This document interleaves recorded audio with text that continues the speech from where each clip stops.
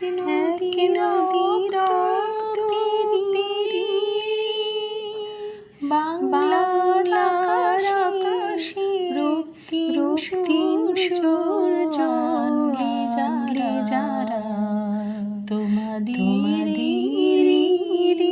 কোনদিন শোধ হবে না, না না না না শোধ হবে না। মৃত্যুর মুখোমুখি দাঁড়িয়ে